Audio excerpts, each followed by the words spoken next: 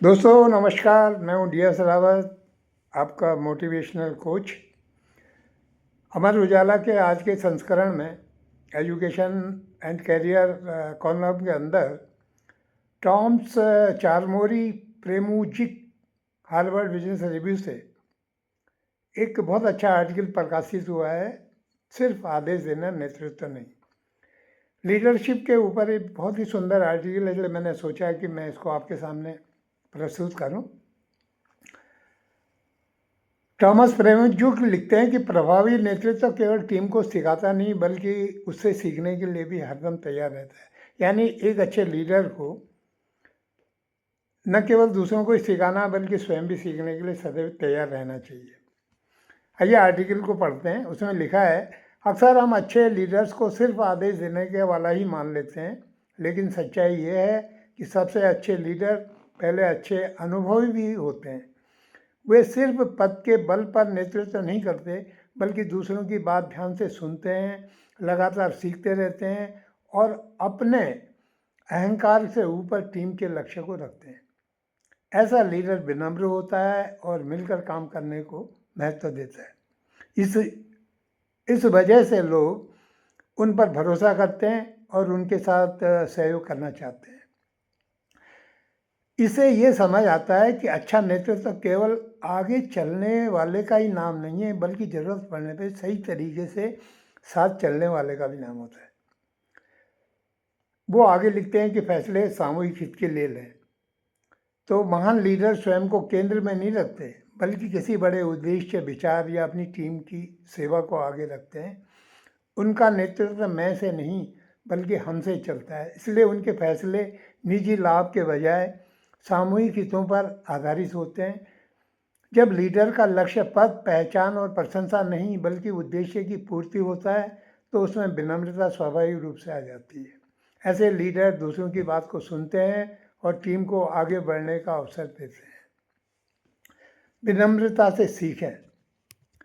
वे आगे लिखते हैं कि सच्चे लीडर खुद को सर्वज्ञानी साबित करने की कोशिश नहीं करते बल्कि वे खुले मन से ये स्वीकार करते हैं कि हर सवाल का जवाब उनके पास नहीं हो सकता और यही स्वीकार्यता उन्हें मजबूत बनाती है।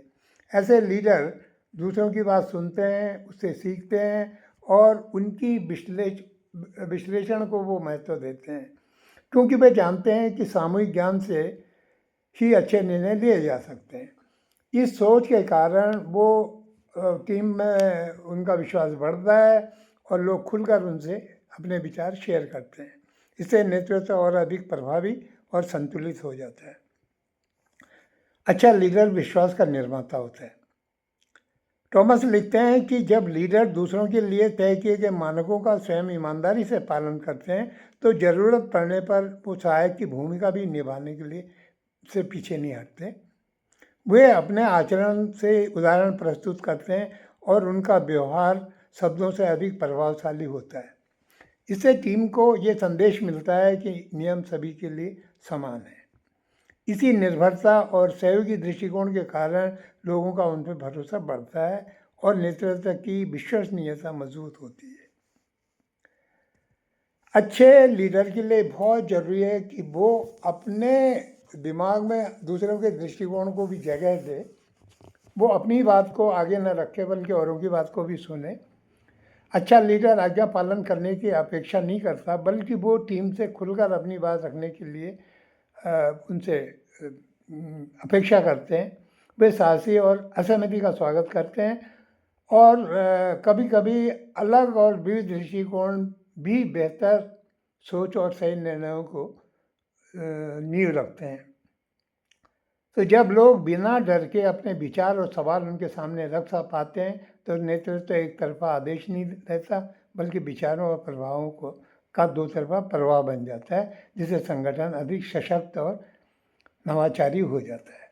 तो मित्रों, यहाँ पे इनके आर्टिकल में संदेश यही है कि एक अच्छे लीडर को अपना अहंकार सामने न रख के सबकी बातों को सुनना चाहिए, सबको महत्व देना चाहिए। उनकी टीम में कोई छोटा व्यक्ति है या बड़ा व्यक्ति है, सबका अनुभव अपने जगह पे महत्वपूर्ण होता है।